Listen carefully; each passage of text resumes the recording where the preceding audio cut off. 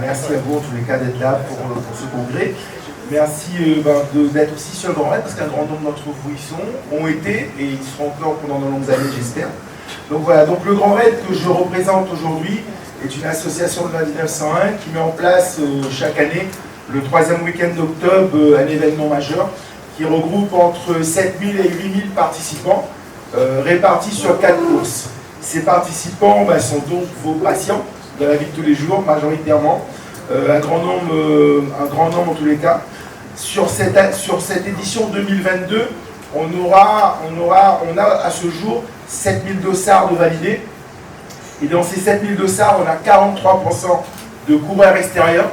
Et dans ces 43% de coureurs extérieurs, on a 45 nationalités. Donc c'est une grosse machine.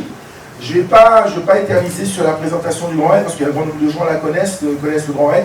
Ce que je voudrais dire, c'est que dans les années 2000, on avait une petite équipe médicale. On avait 7, 8, 10 kinés, grand maximum sur un poste. Aujourd'hui, on est à un instant T, si on prend le poste de Debras par exemple, qui est le plus gros poste médical de la course, on est à 40 et quelques kinés à l'instant T. Et avec ces 40 kinés, on a une douzaine d'étudiants à l'IFMK, ce qui veut dire qu'on a à peu près entre 55 et 60 kinés sur cet espace. On a une évolution très forte. Donc en tous les cas, l'IFMK est arrivé un jour à La Réunion. Et depuis, grâce, je dirais, à un grand nombre de gens, dont Thierry Bouvier, que je remercie, les élèves, les étudiants ont pu intégrer cet événement. Encore cette année, on les aura sur la course. Donc du coup, on a un vivier qui arrive et c'est tant mieux. Juste petite info quand même sur cet événement. Sur les 490 médicaux, 500 médicaux qui sont sur cet événement en bénévole, on a malheureusement 90% de soignants qui arrivent de l'extérieur. Donc c'est les soignants qui arrivent pour faire des remplats, pour les vacances ou qui viennent spécialement pour le Grand Raid. Donc j'espère qu'avec les étudiants kinés qui sont d'année en année, on aura de plus en plus de participation d'étudiants de La Réunion, ce que je souhaite en tous les cas, et qui prennent toute leur place sur cet événement. Donc on est passé à 8-10 kinés, on est aujourd'hui à 40-50 kinés en temps réel. On a 3 gros postes kinés majeurs sur cet événement, qui sont Sileuse, qui sont Debras et qui sont La Redoute. Donc avec des gros temps forts, avec sur Debras environ 6000 coureurs qui sont potentiellement censés passer. Donc voilà. Je ne sais pas si vous avez des questions sur le Grand Raid, dans tous les cas, c'est une grosse organisation. Aujourd'hui, le dispositif médical est bouclé à 98% sur cet événement. Il reste à peaufiner et à faire, comme d'habitude, une grande fête avant la course, afin de permettre à tous les médicaux et paramédicaux de se retrouver à la plage, histoire de fêter ensemble avant la course, et on fêtera ensemble après la course, bien entendu. Donc voilà, je ne sais pas si vous avez des questions. Dans tous les cas, je ne veux pas être plus long. Kathleen vous parlera des problématiques qu'on a sur la course. Nicolas qui est là, il faut savoir que le Grand Raid est devenu un laboratoire. Donc Nicolas, c'est le médecin qui gère tout le tirage de laboratoire. Donc tous les coureurs du Grand Raid, Nicolas les étudie. De la même façon, on a le CHU Réunion qui intervient. Donc on a pas mal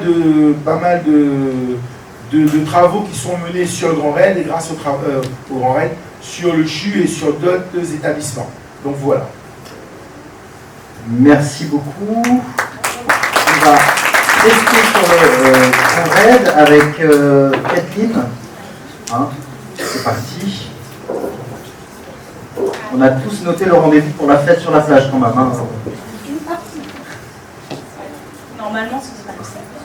On a noté le rendez-vous pour la fête sur la plage. Donc, le Grand Raid. Moi, je suis juste kiné de base. J'ai commencé à être responsable un petit peu depuis 9 ans sur le Grand Raid. Je suis intervenue au départ que sur la diagonale, parce qu'à Altola, à cette époque-là, ne passait que la diagonale des Fous. Et petit à petit, on se retrouve à faire la diagonale, le trail bourbon. Et cette année, on On a full du côté de Debras, donc on a toutes les courses qui passent avec une ouverture de poste pour la Mascarène le jeudi soir, dans la nuit du jeudi au vendredi, 3h du matin, et fermeture du poste total avec le trail Bourbon le samedi à 21h, je crois, 21h. Minuit. La nuit samedi à dimanche. Magnifique. Donc voilà. Il y a 3 grands postes kinés. 3 grands postes kinés. Ah oui, c'est bien. Il y a 3 grands postes kinés.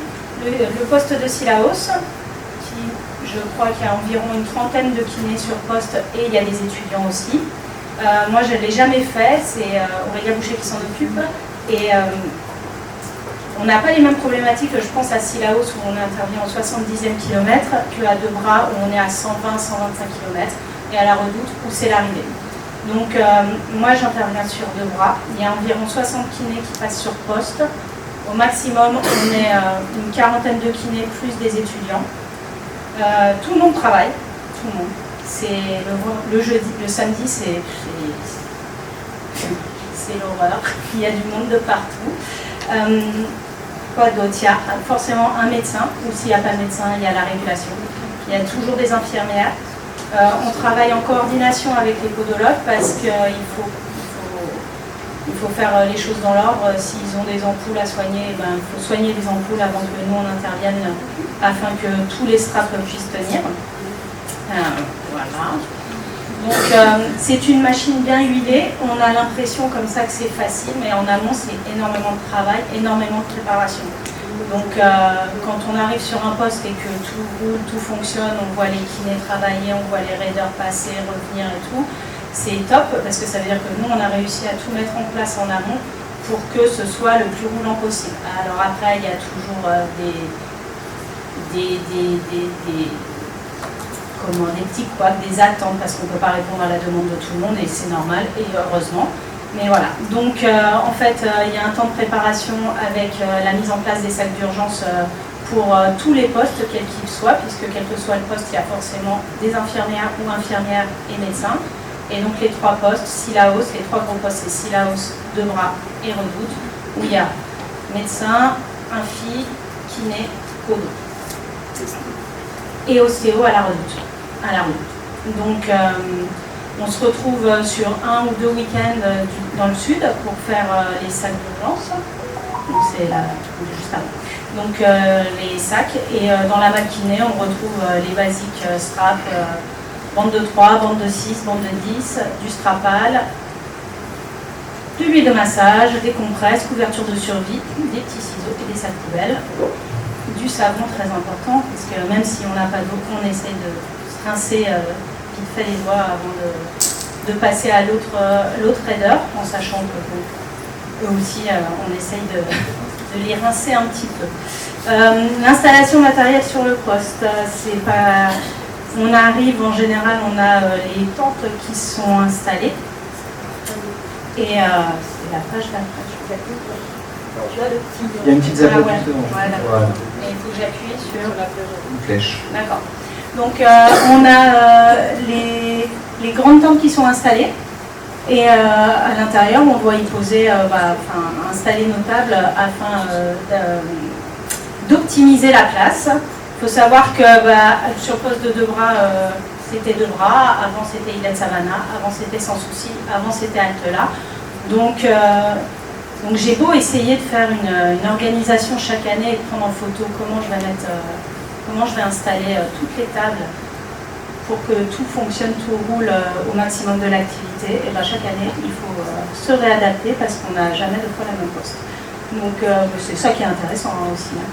On a 20 tables kiné en général, 10 tables podo, on a 2 tables pour les infirmières et il y a un petit emplacement réservé aux médecins pour qu'ils soient plus tranquilles avec les infirmières. Voilà. L'année dernière, Debras, c'est l'endroit le plus route, c'est le plus compliqué. Donc maintenant, nous, on a de la chance, on a des tables. Il me semble qu'à Sillaos, ils travaillent encore sur Tréteau. C'est ça, c'est le charme du Grand Raid aussi, hein, très clairement. Donc voilà, on travaille à la suite. Ça, c'était les maths. Ça, c'est toute la préparation. Quand on arrive, c'est posé comme ça. Donc, prise en charge kiné-podo. En termes d'organisation, on commence toujours par faire les traitements podo et après les traitements kiné. Donc, en début de poste, c'est assez facile parce qu'il n'y a pas beaucoup de raideurs qui arrivent, ils s'arrêtent au compte-gouttes. Le samedi, on commence à rentrer dans du dur et là, il faut gérer l'afflux de tous ces raideurs qui veulent se faire soigner, qui ont mal plus ou moins, qui ont aussi besoin d'être rassurés, d'être un peu rassurés. Donc toujours soit les ampoules avant les straps de cheville par exemple, parce que si on met de l'huile de massage quelque part et qu'après il doit se faire soigner ses ampoules, clairement le strap qui va protéger le bobo de l'ampoule, il ne tiendra pas, donc après l'ampoule va revenir et le raider peut être contraint à abandonner à cause d'une ampoule. Il y a des trucs qui sont quand même assez énormes. Donc, au maximum, 40 kinés en général, plus les étudiants. On a une vingtaine de tables, 2 kinés par table, une jambe chacun, une dizaine de minutes par raider.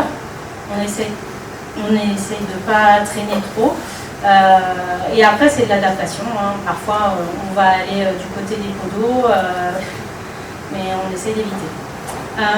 Les premiers raiders, ils arrivent de plus en plus tôt, ils s'arrêtent de plus en plus tôt. Il faut savoir qu'ils commencent à s'arrêter maintenant le vendredi vers 20h, en tout cas pour ce qui concerne la Diagonale des Fous. Donc à 20h, on est encore sur, on va dire, les 20-25 premiers du Grand Raid. Et eux, en général, ils ont entre guillemets des vraies blessures, c'est pas des douleurs dues au fait qu'ils sont à 125 km. Hein. Ils ont une vraie blessure qui nécessite un traitement et là, parfois un abandon. Ou alors c'est qu'ils sont hors de leur délai et là ils sont en mode je viens me faire soigner parce que de toute manière mon objectif je ne vais pas l'atteindre, être 10e par exemple et il est 20e. Il se dit je vais m'arrêter, je vais me faire soigner mon TFL par exemple. Enfin, on ne peut pas le soigner mais soulager un petit peu et voilà. Donc en plein milieu du samedi, on est complètement surchargé de travail sur le poste médical. Donc j'ai mis en place tout un système où les patients, où les raiders s'inscrivent sur un petit tableau et on les appelle en fonction de leur arrivée et de leur inscription parce que sinon c'est l'horreur, ils ne sont pas contents, ils attendent trop longtemps et c'est pas simple de gérer un raider qui est dans la frustration. Donc en plus on n'est pas dans la recherche de la vitesse, hein, on est sur des grandes courses qui durent hyper longtemps, donc il faut les calmer, il faut leur dire t'inquiète pas, ça va bien se passer, on va vous prendre en charge, va manger et après tu reviens nous voir. Donc je pense, j'ai essayé une année d'évaluer le nombre de coureurs qui s'asseyaient sur nos tables et donc j'avais acheté plein de stylos et je mettais des bandes de straps sur lesquelles les kinés devaient faire des barres pour compter le nombre de raiders qui s'étaient installés sur leur table. Et j'étais très fatiguée à la fin de la session. Et j'ai enlevé toutes les bandes avant de compter le nombre de barres qu'il y avait. Donc je suis dégoûtée. Mais environ, je pense qu'il passe à peu près 1000 personnes presque sur le poste. Vraiment, ce n'est pas, à mon avis, c'est pas minimisé. Ça c'est les petites photos, donc toujours 2 kinés sur un raider.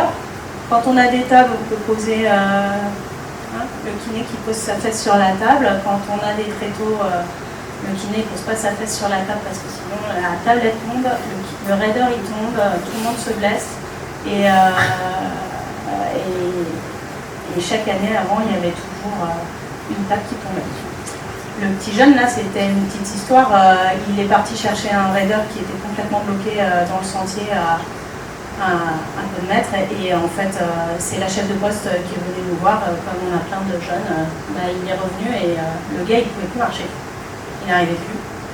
Donc, il l'a redescendu sur le kilomètre qui restait comme ça. Il était tout content. C'était cool. Donc, en termes de soins, on va principalement faire des straps, du massage, les étirements. Moi, perso, je n'en fais pas beaucoup parce que voilà. Sur une course, il faut y aller très en douceur pour ne pas être liaison pour le raider.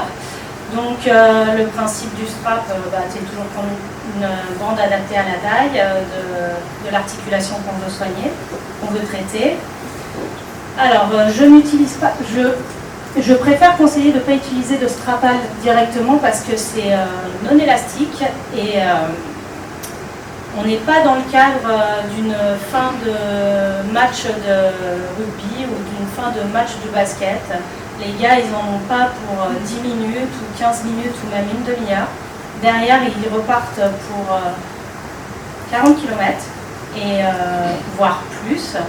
Et le strapal, en fait, risque de cisailler, risque de faire des bobos qui peuvent entraîner après l'arrêt du coureur. Donc, c'est quand même... ça peut être très embêtant.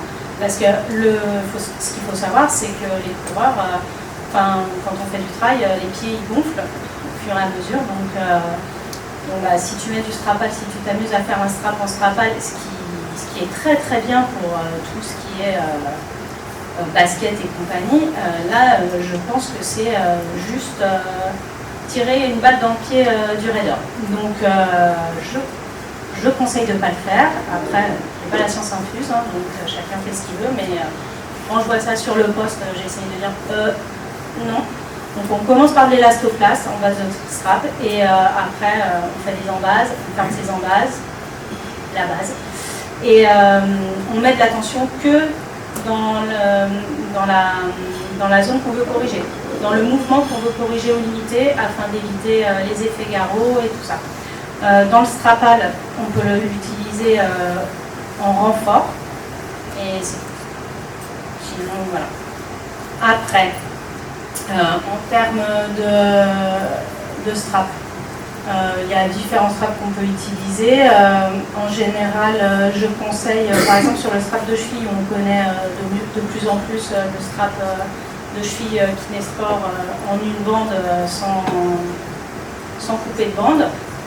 Il est très bien, mais quand on n'est pas habitué à utiliser de la bande, on a l'impression que c'est hyper facile, et en fait si tu ne l'as pas fait plusieurs fois et si tu n'as pas utilisé de la bande et fait du strap régulièrement, tu vas t'emmêler les pinceaux. Donc pour ceux qui interviennent sur des trails et qui ne sont pas encore au point avec de l'utilisation de bande, en fait, je leur conseille de découper avec des ciseaux, et ça marche très bien. Tu peux faire exactement le même strap en faisant des bandes. Donc, parce que sinon tu fais des nœuds, tu fais des plis. Il faut savoir qu'un pli sous le pied, ça peut entraîner des ampoules, des bobos, et le bobo, ça va entraîner l'arrêt du raider, et c'est cool.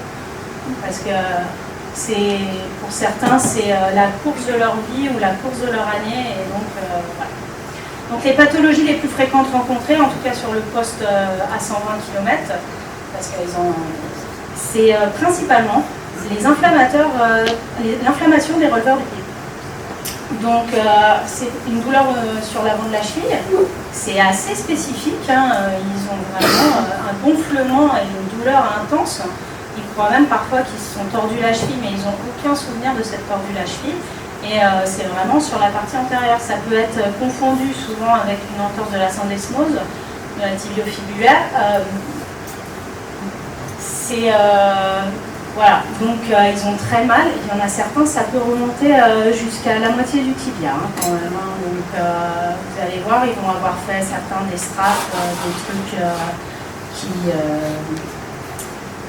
où ils se font des garrots. Enfin, ça peut être assez impressionnant. Donc il n'y a pas de solution miracle, il faudrait soit qu'ils arrêtent de marcher, soit qu'ils arrêtent de relever le pied, mais c'est compliqué. Donc le strap en général qui est conseillé dans ces cas-là, c'est de mettre en flexion plantaire, mais c'est pas du tout fonctionnel pour continuer la suite de la course. Donc la solution que j'ai trouvée, que je propose, c'est limiter la mobilité de la cheville. En fait, c'est limiter en flexion plantaire et limiter en flexion dorsale, comme ça. et un débattement moins important.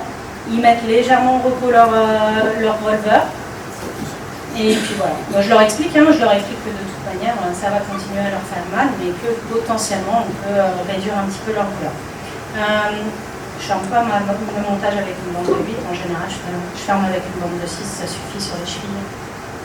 Et j'ajoute une compresse pour protéger toute la zone qui est inflammée, toujours pareil, pour éviter de rajouter des bobos ou bobos. Et on rajoute un petit peu de crème mentholée qu'utilisent les podos, qui est assez sympa et qui leur fait un petit peu de bien. Parce qu'on n'a pas particulièrement de bombe de froid, et puis la bombe de froid, il ne faut pas, on peut les brûler, on peut tout ça. La petite crème mentholée, ça leur fait du bien, et puis après ils repartent, ils ont le moral qui va mieux et tout ça. Donc ça c'est vraiment l'un des plus gros problèmes qu'on retrouve. Après, c'est vrai que ça dépend de la météo, ça dépend des années. Chaque année, on a notre petit lot. Il y a une année, c'était les douleurs au niveau, celle-là, les douleurs au niveau du ligament latéral interne. Ça, c'était assez. Il y a une année, toute une nuit, j'ai fait que des straps de genoux, que des straps du LLI. Parce qu'en fait, les gars, ils sortent d'une grosse descente. Là, maintenant, c'est, moi, je vous ai marqué, 15 km, c'est 1675 mètres de dénivelé négatif et que 650 mètres de dénivelé positif. Avant, ils descendaient mal d'eau, c'était encore pire parce que c'était 1600 mètres de dénivelé négatif, mais sur même pas 10 km. Donc, ils arrivaient en bas morts.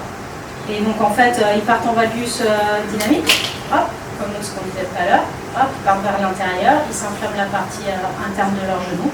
Donc voilà, il n'y a pas grand chose à faire, on peut renforcer avec un strap, ça leur fait du bien, ça les stabilise, ça leur fait un rappel proprioceptif et du coup ça leur permet de repartir. Alors un strap LLI assez basique, je ne le fais pas debout, je leur fais allonger parce qu'ils sont fatigués et donc comme ça ils se reposent un peu. Je fais un renfort important avec du strapal là par exemple. Par contre, et voilà. Alors, j'ai eu, c'est pas la peine de leur faire des tests ligamentaires pour tester s'ils sont fait une entorse de genou d'un côté ou de l'autre. Parce que tous les tests sont positifs en fait. Tous les ligaments sont douloureux. Donc, pas de test. On essaie de les soigner et après, on les renvoie pour qu'ils finissent leur course. L'objectif à deux bras, c'est vraiment de leur dire qu'on est là pour les aider à finir leur course. Le syndrome de l'essuie-glace. Le syndrome de l'essuie-glace, il n'y a pas grand-chose à faire arriver à ce stade-là. S'ils ont mal, ils ont mal. Ils auront sûrement encore plus mal en arrivant. Le truc que j'ai essayé, c'était un petit boudin de strapal en arrière de l'insertion de la partie basse du TFL. Et après, tu trapes vers l'avant en faisant attention au tendon rotulien et au creux poplité. Toujours pareil, pour éviter de faire des bobos supplémentaires. J'avais eu des retours plutôt positifs de mes patients, mais ça reste quelque chose, c'est plus de l'ordre du soutien psychologique qu'autre chose, mais c'est ce dont ils ont besoin, clairement.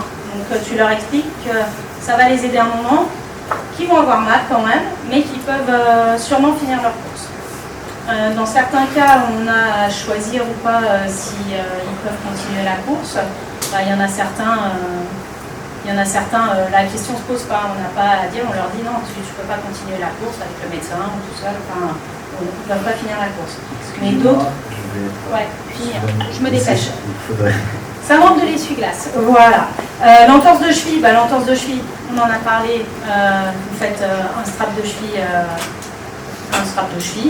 De toute manière, si tu fais un strap avec plein de strapal, c'est que le gars, il peut plus repartir. Donc voilà, tu peux y aller sur le strapal. Lésion myopnévrotique. Si c'est une vraie lésion, il ne pourra pas continuer. Parce que sinon, après, il ne pourra plus faire de sport pendant très très longtemps. Sinon, si c'est une petite tension à évaluer avec le médecin, s'il y a un médecin, ou à évaluer aussi avec nos compétences, on peut faire une compression sur la zone, et c'est le seul truc qui peut les aider. Les lombalgies et les lumbagos, on en trouve aussi. Et lombalgie et lumbago, tu masses un peu sur une lombalgie et sur un lumbago, il repart pas. Hein. Le gars, il repart pas. Une fois, j'en ai vu un arriver, il était... Non, mais comme ça. Il voulait pas. il voulait même pas venir nous voir, il voulait repartir direct. Donc il est venu nous voir et il est pas reparti. On a mis 1 heure à le faire abandonner. Après, on a les problèmes digestifs qui, à mon avis, sont le problème majeur pour lesquels les raiders arrêtent la course. C'est le docteur Lemarchand qui va vous en parler vite fait. Et le dopage, important, ils ont toujours une petite mallette dans leur sac avec des médicaments, donc des Doliprane, s'il n'y a que ça, ou Doliprane, mais je retrouve des anti-inflammatoires, des corticoïdes, ils les posent, ils les oublient. Donc voilà, donc bien leur rappeler qu'il ne faut pas en prendre parce qu'ils risquent leur vie, ils risquent leurs muscles, ils risquent leurs reins, ils risquent tout ça. Et en plus, voilà. Et le Doliprane arrive à un moment, t'as mal, hein, t'as signé pour avoir mal. Ok, donc tais-toi et cours. Oui, c'est ça. En fait, en gros, c'est un peu ça. Hein. Est-ce que c'est normal que j'ai mal? Bah oui. C'est normal que t'aies mal, t'es à 120 km, il t'en reste 40, mon gars. Mais vas-y, tu vas y arriver. Non, mais c'est de la psychologie, mais ils aiment ça, hein. C'est ça, hein, qu'il faut leur rentrer dedans. Et voilà. Quand tu arrêtes quelqu'un, psychologie aussi, il ne faut pas lui dire comme ça d'un coup, parce qu'il y en a, c'est la course de leur vie et qu'ils sont désespérés. Mais je vous jure, hein, il y en a, ils sont désespérés. Et voilà. Allez, et sinon, voilà. Un mot pour la fin, pour la chaîne. C'est top. Bon, il y a quelques questions. On les apprend leur. Juste une petite précision. Oui. Les kinés ont un rôle quand même qui va au-delà du simple fait de traiter la douleur, parce que sur ces postes-là, les coureurs fuient les médecins et fuient les infirmiers. Ce qui veut dire que vous êtes les alertes des médecins et des infirmiers par rapport à des problématiques que vous pouvez voir à ce moment-là. Parce qu'ils vont les fuir, parce que dans leur tête, médecin infirmier va les arrêter, kiné non, les filles non, gentil. Donc c'est à vous d'être les alertes de l'équipe médicale qui est à côté de vous. Alors voilà. c'est vrai que moi je leur dis toujours de poser les questions de base qui sont depuis quand t'as pas mangé, est-ce que tu manges, est-ce que tu bois, et la plupart du temps les réponses sont assez flippantes. Il y en a, ça fait 12 heures qu'ils n'arrivent plus à ingérer la moindre chose solide, où ils te disent oui alors je peux boire que du coca, mais alors une gorgée, ça fait 12 heures qu'ils n'ont pas bu, qu'ils n'ont pas mangé, enfin c'est une catastrophe. Donc ceux-là, on les envoie chez le médecin, et puis eux ils font leur boulot, et ils arrivent à repartir, hein, certains, hein. Ils arrivent à les restabiliser, à faire en sorte qu'ils puissent remanger, reboire et repartir. Ça prend quelques heures, mais on n'est pas à la minute, donc tout va bien. Voilà. Merci.